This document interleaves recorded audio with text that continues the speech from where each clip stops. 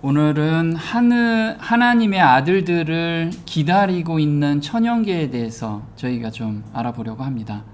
근데 천연계가 정말 감각이 있어서 하나님의 아들들을 기다릴까요? 네, 그걸 한번 좀 봤으면 좋겠습니다. 사람이 타락한 이후 피조물들도 타락의 영향을 받았습니다. 로마서 8장 19절입니다. 피조물에 고대하는 바는 하나님의 아들들이 나타나는 것이니 피조물이 허무한 데 굴복하는 것은 자기 뜻이 아니요 오직 굴복해 하시는 이로 말미암음이라. 지금 피조물들이 누구를 기다리고 있냐면 하나님의 아들들을 기다리고 있대요. 그러면 우리 주변에 그 피조물들이 있죠. 이 나무들, 꽃들, 그 다음에 강아지들. 그 강아지들이 우리를 기다리고 있답니다. 왜냐하면 하나님의 마음에 그 심장파가 느끼고 싶은 거예요. 그 사람들도, 그 강아지나 꽃들과 나무들이 지금 너무 힘들게 지금 살고 있다라는 거예요. 우리도 정말 하나님의 마음을 받으면 그런 피조물들도 정말 사랑하는 그런 마음이 생긴다라는 거예요. 창세기 3장 17절에 아담에게 이르시되 내가 내 아내의 말을 듣고 내가 너더러 먹지 말라 한 나무 실과를 먹었은즉 땅은 너로 인하여 저주를 받고 너는 종신토록 수고하여야 그 소산을 먹으리라. 땅이 내게 가시 덤불과 엉겅퀴를 낼 것이라. 너의 먹을 것은 밭의 채소인즉. 이렇게 지금 사람이 타락하고 나서 땅이 저주를 받았어요.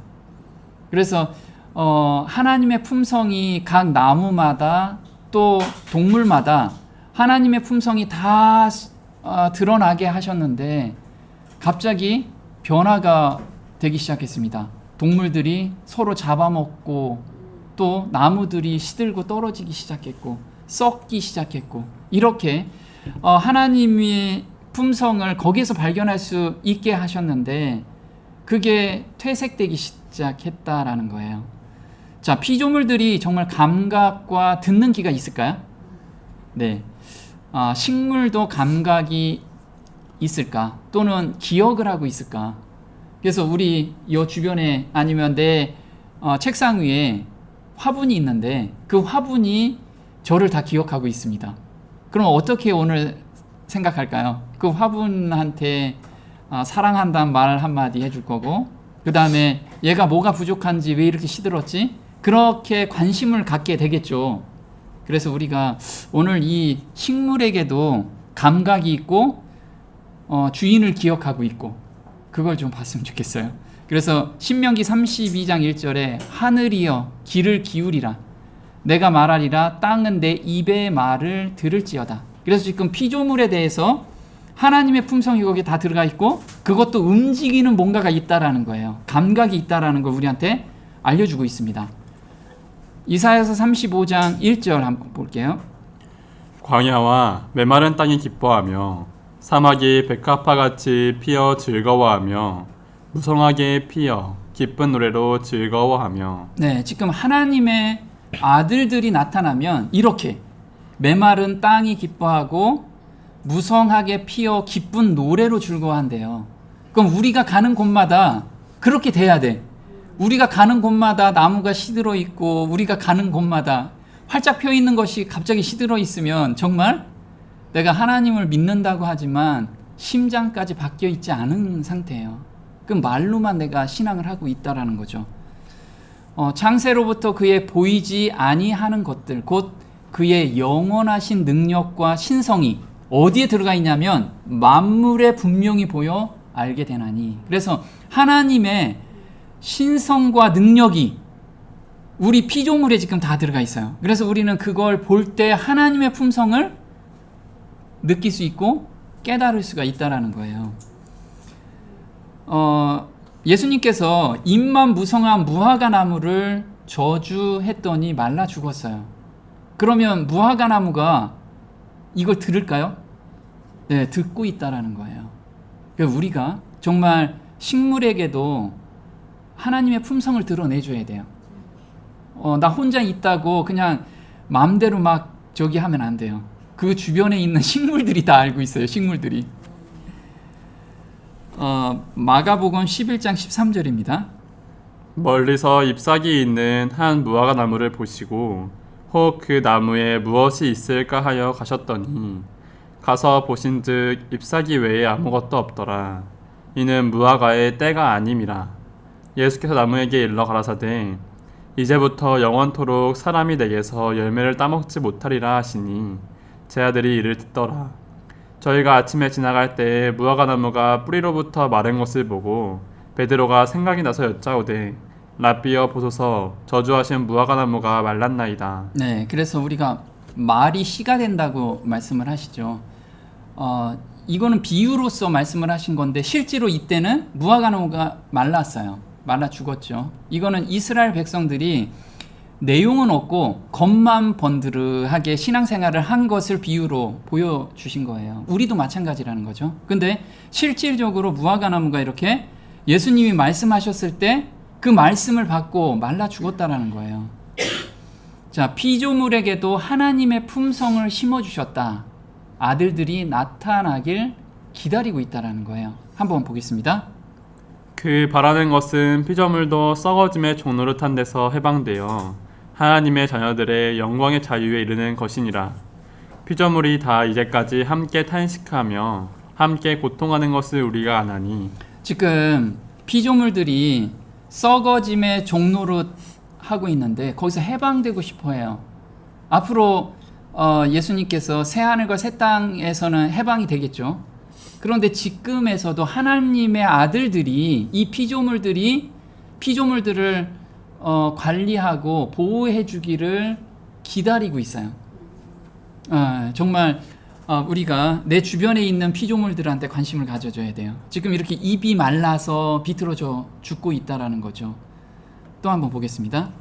하나님이 그 뜻대로 저에게 형체를 주시되 각 종자에게 그 형체를 주시느니라.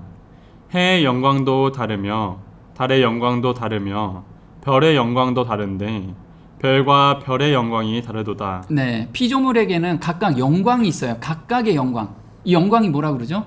품성이라고 얘기하죠. 그래서 하나님의 품성을 피조물을 볼 때 우리가 깨달을 수 있어요.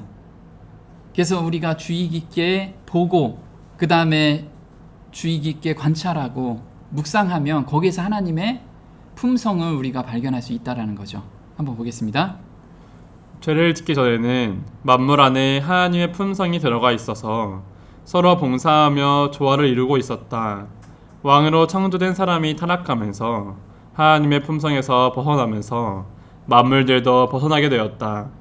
서로 잡아먹고 먹히는 관계가 되었고 나뭇잎이 떨어지고 시들고 유한한 생명을 갖게 되었다. 이와 같이 각 피조물이 각기 다른 영광을 가지고 있을지라도 인간의 타락과 함께 그 영광들이 허무한데 굴복하게 되어 썩어짐의 종노릇을 하게 되었다. 네, 그래서 에덴 동산에 죄 짓기 전에는 나뭇잎이 시들었을까요? 네, 시들지 않았습니다. 그 영원히 살았어요. 영원히. 그 하나님 품성이 거기에 각각 다 들어가 있기 때문에 그렇습니다. 그래서 식물이 정말 말을 할 수 있을까? 이거를 실험을 해봤어요. 실험을. 그래서 한번 실험한 내용을 한번 보겠습니다. 식물이 말을 할 수 있다면 어떨까요? 국내 연구진이 식물 뿌리 주변에서 나타나는 신호를 분석해 식물 상태를 음성으로 변환하는 데 성공했습니다. 이혜리 기자입니다.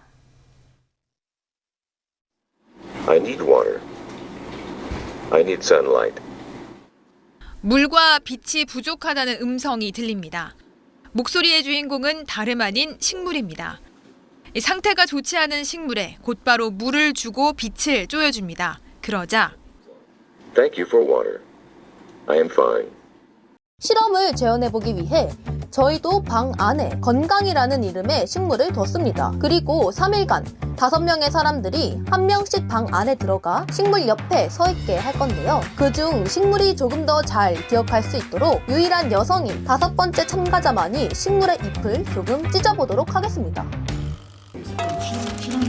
오, 친환경. 오늘 좀 닦아주도록 하겠습니다. 자기 괴롭힌다고 오해하지 않게. 이렇게 살살. 아이고, 우리 건강이. 그러니까 얘 태어난 지 처음으로 샤워하네. 내가 하고 싶지 싶지 않지만 형님이 시키는 거야. 너한테 뭘 하지 마. 아 미안해. 자르고 살짝.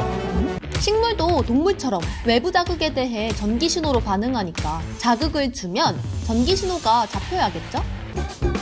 예쁘다. 아, 그지, 그지. 괜찮네요. 그지, 그지. 알아보지. 날 알아봐야 되지. 혜수님은 뭐 나쁘지 않네요. 네. 아, 근데 이거 말이 안 되는데? 날 기억한다고? 안녕하세요. 안녕하세요. 오. 됐지?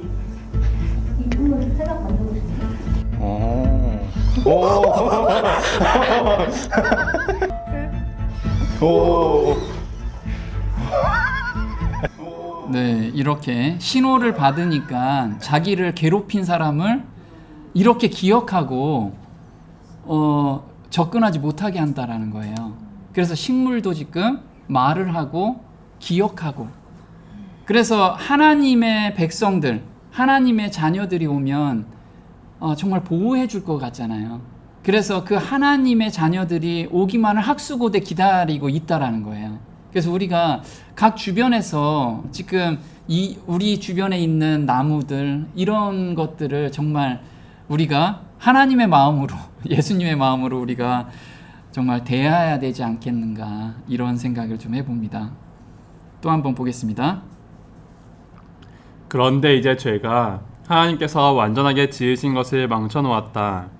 그러나 아직도 그의 필적은 남아있다.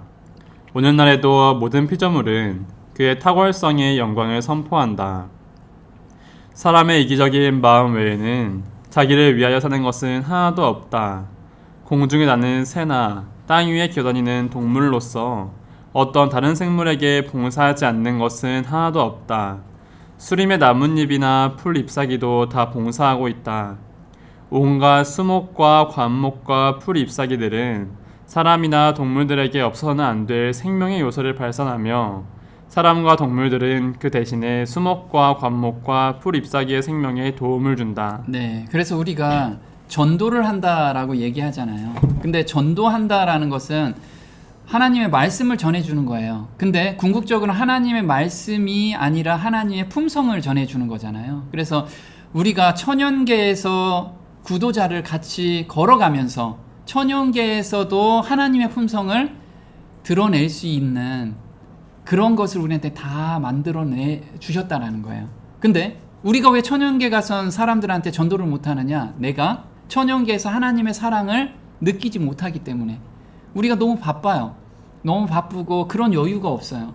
그래서 내 주변에 있는 천연계에서 하나님의 그 사랑과 하나님의 그 원리, 그런 것을 우리가 깊이 안다고 하면 사람들을 데리고 천연계에서만 성경을 안 펴보고라도 하나님을 증거할 수 있다는 거예요.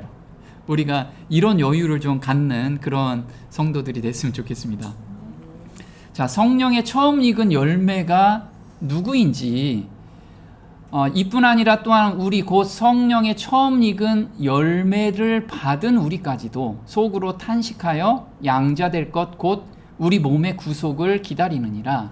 여기서 보면 성령의 처음 익은 열매라고 해요. 이게 누구죠? 예수님이시죠. 그래서 예수님을 받은 우리까지도, 이렇게 나와요. 그래서 성령의 처음 익은 열매를 받은 우리까지. 그럼 성령의 처음 익은 열매는 예수님이죠. 예수님의 무엇을 받는다? 네, 의를 받고 예수님의 마음을 받는다라고 얘기하죠. 그래서 고린도 전서 15장 20절에 이렇게 나옵니다.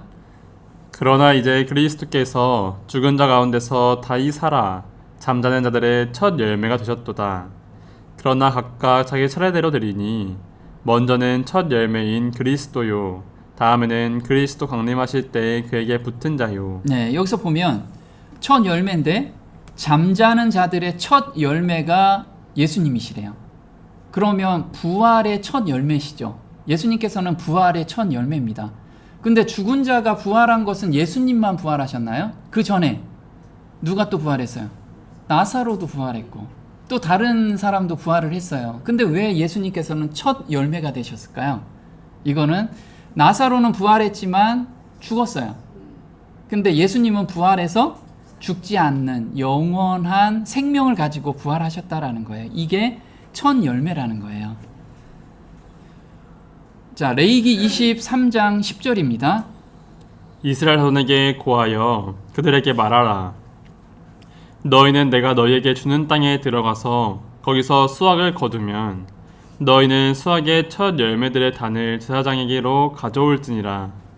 그러면 그가 주 앞에서 그 단을 너희를 위하여 받아들여지도록 흔들지니 안식일로 다음 날에 제사장은 그것을 흔들지니라. 네. 예수님께서는 이걸 요제라고 합니다. 요제. 그래서 그 밭에 그 곡식이 다 익었을 때 단 한 줌을 먼저 잘라서 제사장한테 줍니다. 그럼 제사장이 그거를 하늘에다 흔드는 그 첫 열매가 예수님이시라는 거예요. 그러면 그 다음에는 수많은 열매들이 있겠죠. 그래서 예수님께서는 처음 십자가에서 돌아가시고 부활하신 후에 많은 열매들이 열린다라는 걸 우리한테 보여주신 거예요. 그래서 첫 열매라는 건 우리 그동안에 많이 공부했습니다. 십자가에서 예수님께서 완성하신 씨앗이 있습니다. 그 씨앗이 바로 의라고 얘기하죠. 보겠습니다. 그리스도께서는 인간으로서 지상에 오셔서 거룩한 생애를 사시고 완전한 품성을 개발시키셨다. 그리스도께서는 그것을 받고자 하는 모든 자들에게 값없이 선물로 주신다. 네, 예수님께서는 33년 반 동안 개발하신 게 뭐냐면 이 완전한 품성입니다. 이 완전한 품성을 개발하셨는데 이 완전한 품성이 뭐죠? 죄의 유혹을 온전히 이기는, 그리고 하나님의 계명을 온전히 순종하는 마음입니다. 그 마음을 우리한테 주시려고 개발을 하셨어요. 사람의 몸으로 오셔서 이걸 의라고 하고, 예수님께서 돌아가시고 부활하셔서 이것이 씨들로 바뀌죠. 그래서 누가복음 23장 46절에 아버지여 내 영혼을 아버지 손에 부탁하나이다 하고 이 말씀을 하신 후 운명하시다. 그래서 하늘에서 이제 뭐가 돼요? 씨들로 바뀝니다. 이렇게 의로 바뀌는 거죠. 자, 요한복음 12장 24절입니다. 내가 진실로 진실로 너에게 이르노니 하나의 밀이 땅에 떨어져 죽지 아니하면 하나 그대로 있고 죽으면 많은 열매를 맺느니라. 네, 그래서 예수님께서는 많은 열매를 맺게 됐죠. 죽고 부활하셔서. 그리고 이걸 우리한테 아낌없이 주신다는 거예요. 근데 누구한테만 주신다? 받기를 원하는 자들한테. 받기를 원하는 자. 우리는 그 의를 받기를 원하나요? 그러면 다 주신다는 거예요. 한번 보겠습니다. 오직 땅에 떨어져 죽으심으로써 그분은 거대한 수확, 즉 모든 민족과 족속과 방언과 백성 중에서 하나님께 구속함을 받은 큰 무리의 씨앗이 되실 수 있었다. 네. 그래서 예수님께서는 이거를 아셨기 때문에 십자가를 즐거이 받으신 거예요. 우리도 마찬가지죠. 우리의 의를, 우리가 받은 의를 다른 사람한테 증거할 때 그 기쁨으로 우리가 오늘을 살아야 된다는 거예요. 근데 내가 보이는 사람뿐만 아니고 내 주변에 있는 이 나무들한테도 그 마음을 표현을 해주라는 거죠. 표현해야 된다는 거예요, 우리가. 자, 여기서 처음 익은 열매를 받았다고 그랬는데 이 처음 익은 열매가 바로 의라고 하고, 받았다라는 걸 로마서 8장 11절에 이렇게 이야기를 하고 있습니다. 예수를 죽은 자 가운데서 살리신 이의 영이 너희 안에 거하시면 그리스도 예수를 죽은 자 가운데서 살리신 이가 너희 안에 거하시는 그의 영으로 말미암아 너희 죽을 몸도 살리시리라.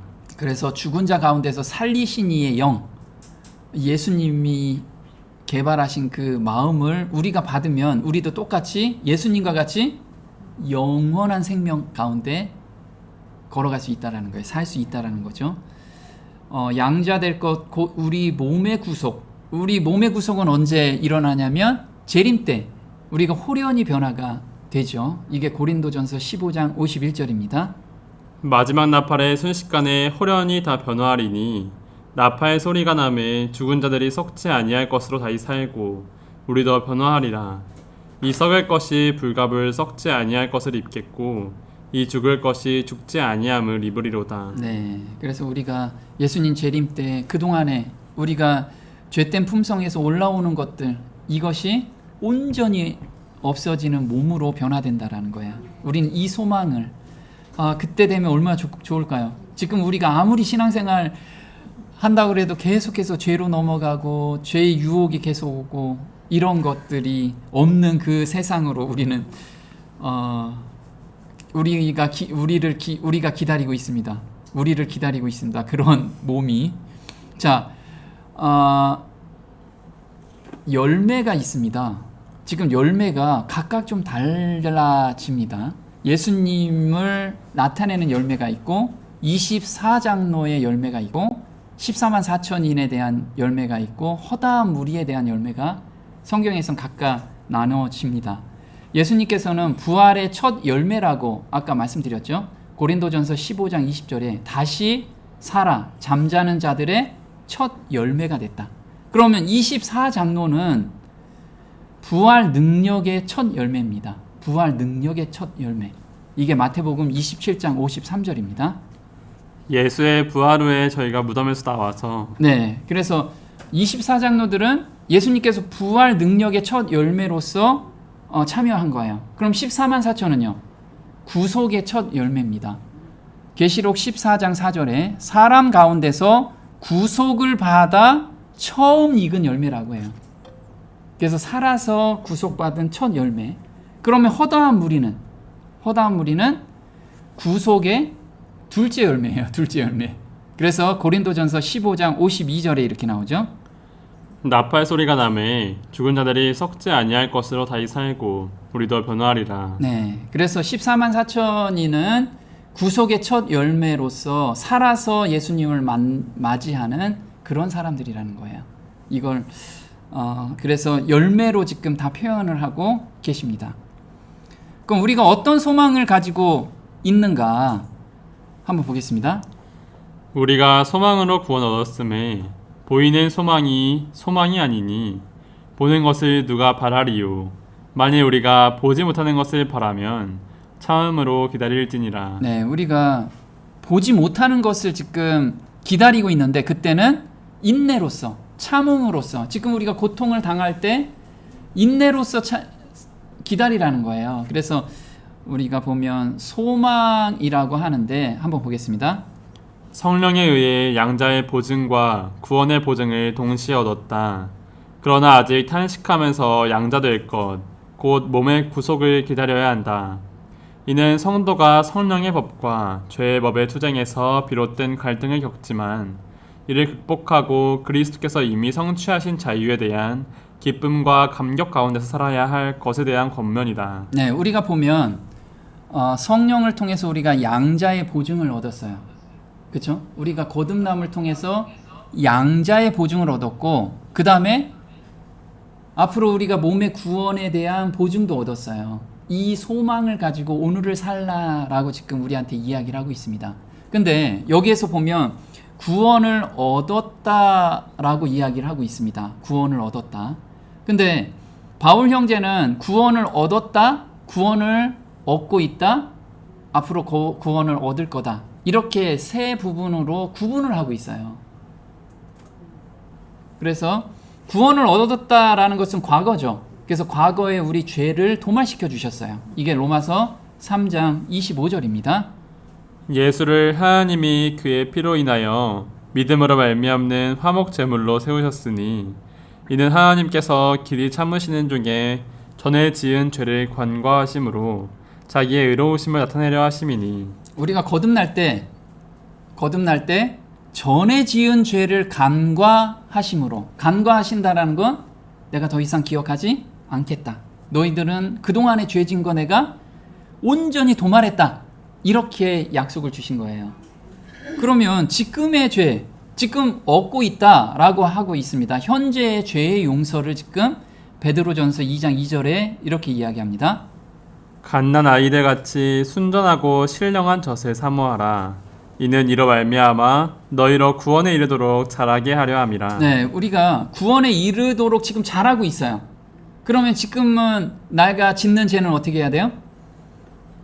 네, 헌신으로 온전히 전가하는 그 가운데 있어야 된다라는 거예요. 내가 한번 구원을 받았으니까 난 그냥 더 이상 죄 져도 괜찮아.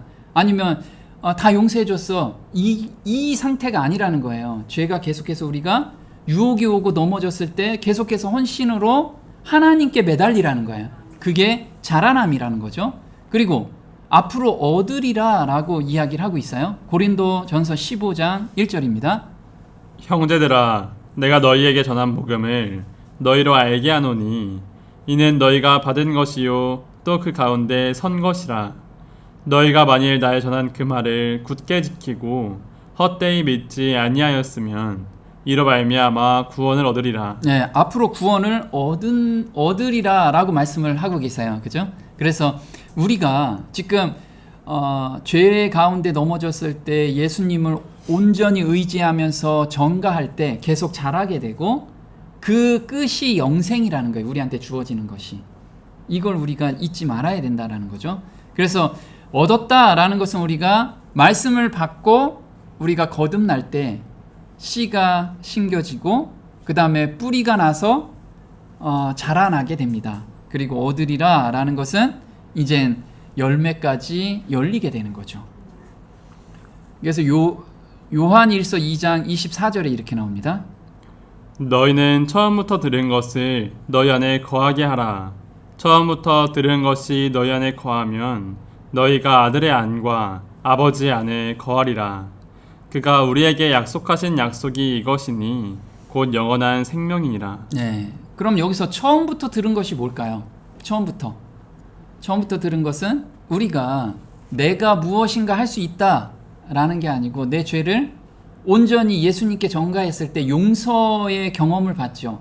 그럼 그 용서의 경험에서 내가 할 수 있었던 일이 무엇일까요? 내가 죄를 안 지겠습니다 다짐했나요? 아니죠. 저희는 로마서 7장에 오호라 상한 심령을 가지고 예수님께 달려갔을 때 예수님께서 용서의 경험을 주십니다. 그게 새 마음을 받는 경험을 너희가 받았다면 앞으로 죄가 있으면 똑같이 그런 방식으로 거하라 라고 얘기를 하는 거예요. 그렇게 거하면 매 순간 우리는 완전에서 완전으로 가서 영원한 생명을 우리는 받게 된다라는 거예요. 지금 사도 바울 형제는 항상 일괄적으로 이야기를 하고 있어요. 그래서 처음부터 들은 것, 이게 처음부터 들은 게 뭘까?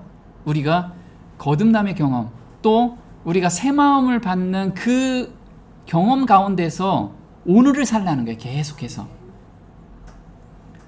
우리가 흔히들 이런 질문을 합니다. 십자가에서 구원이 모두 이루어진 거 아닌가요? 우리는 구원을 이루고 있고 앞으로 이룰 것이다 라고 하면 십자가가 좀 불안하지 않나요? 이렇게 생각을 합니다.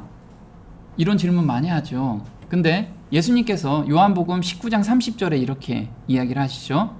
예수께서 신 포도주를 받으신 후 가라사대 다 이루었다 하시고 머리를 숙이시고 영원히 돌아가시니라. 네, 예수님께서는 다 이루셨어요. 무엇을 이루셨다고요?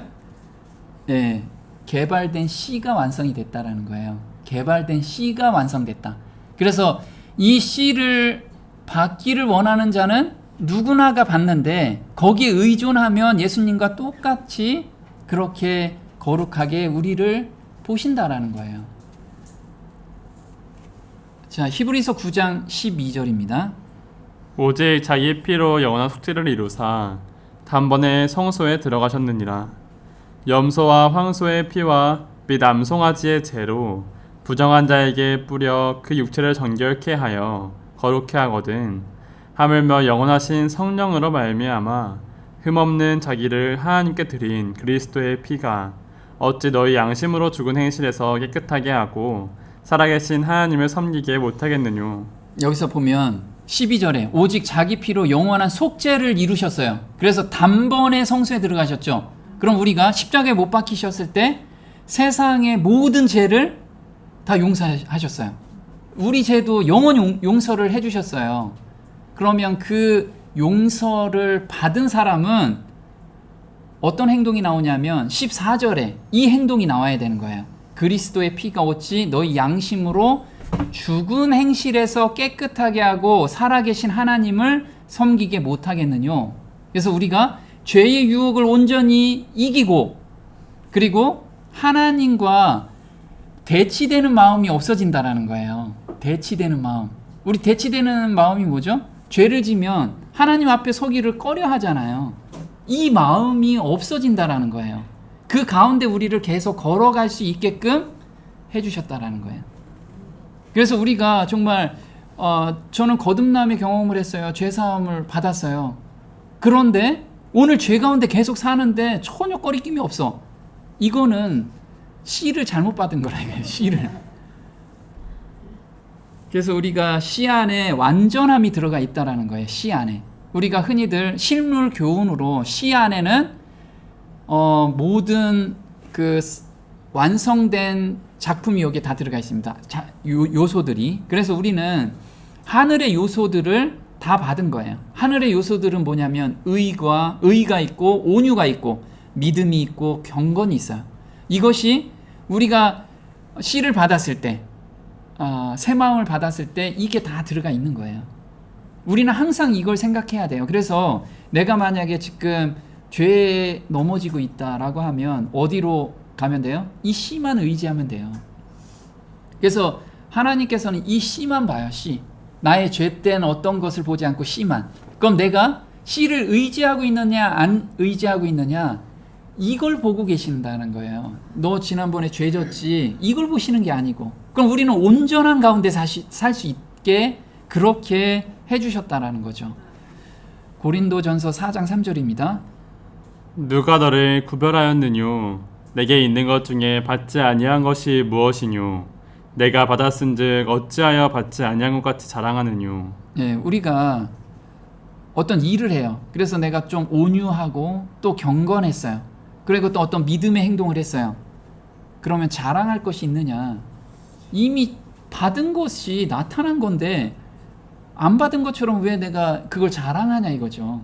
우리는 이미 다 이 거듭남의 경험을 하면 각자에게 100% 다 들어가 있어요. 그래서 우리는 자랑할 것도 없고 그것에 대해서 서로 교제하고 하나님께 감사할 일밖에 없다라는 거예요. 그래서 로마서 8장 32절에 이렇게 나오죠. 자기 아들을 아끼지 아니하시고 우리 모든 사람을 위하여 내어주시니가 어찌 그 아들과 함께 모든 것을 우리에게 은사로 주지 아니하시겠느뇨? 네, 그래서 아들과 함께 모든 것을 우리에게 은사로 다 주셨다라는 거죠. 우리는 발견을 못하고 있는 거예요. 각자가 정말 하나님께서 다 그 능력을 다 주셨어요. 근데 나는 그런 능력 못 받았어요. 하지만 다 받았어요. 발견을 못하고 있는 것뿐이라는 거죠. 자, 베드로후서 1장 3절입니다. 그의 신기한 능력으로 생명과 경건에 속한 모든 것을 우리에게 주셨으니 이는 자기의 영광과 덕으로서 우리를 부르신 자를 알므로 말미암음이라. 이 약속으로 말미암아 너희로 정욕을 인하여 세상에서 썩어질 것을 피하여 신의 성품에 참여하는 자가 되게 하려 하셨으니. 여기서 보면요, 신기한 능력으로 생명과 경건에 속한 모든 것을 우리에게 주셨는데 이걸 경험할 수 있는 것은 뭐냐면 우리를 부르신 자를 알므로 말미암는데요. 그러면 부르신 자를 우리가 경험함으로 말미암아 내 안에 생명과 경건에 속한 모든 것이 있구나. 이걸 우리가 스스로 알 수 있다라는 거. 스스로. 그 스스로 알고 있으면 그대로 우리가 의지하면서 오늘을 살게 되면 바로 신의 성품에 참여하고 있다라는 거예요. 그래서 우리가 양자로서 하나님의 아들로 우리 하나님의 자녀로서 우리 스스로 알게 된다는 거예요. 그게 성령 하나님께서 깨우치게 해주신다는 거예요. 그러면 그동안에 관심 없었던 이런 나무들이 너무 관심이 가지는 거예요. 그러면 하물며 나무에게 관심을 갖는데 사람에게 관심이 없을까요? 사람에게도 더 관심을 갖게 된다라는 거죠. 그건 자연스러운 거라요. 자연스러운 거.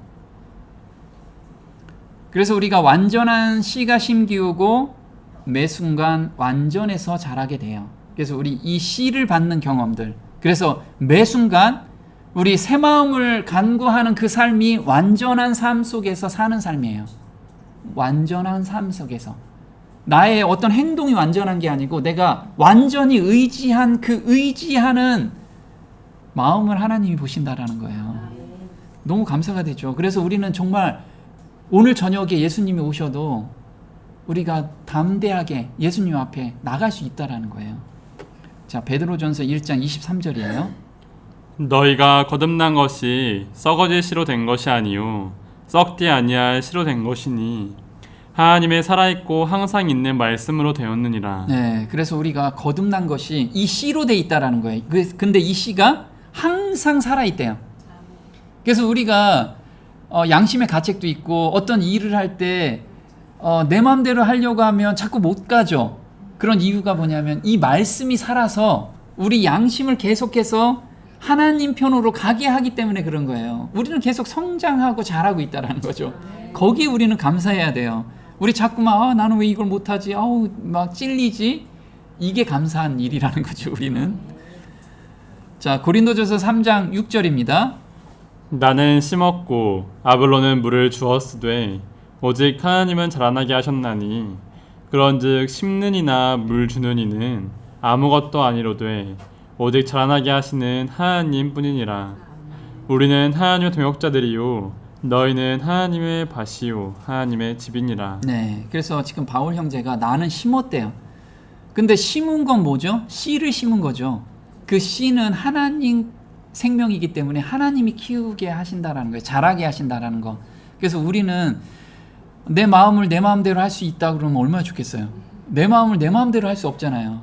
그래서 하나님께서 해주신다는 거. 우리는 겨자씨와 같은 믿음으로 하늘이 주는 그 비를 기다리고 하늘이 햇볕을 찌면 그거에 감사하면서 오늘을 살 때 우리는 완전한 삶에서 완전으로 간다라는 거죠. 우리는 그 삶으로 오늘을 살았으면 좋겠습니다. 오늘 여기까지 하겠습니다.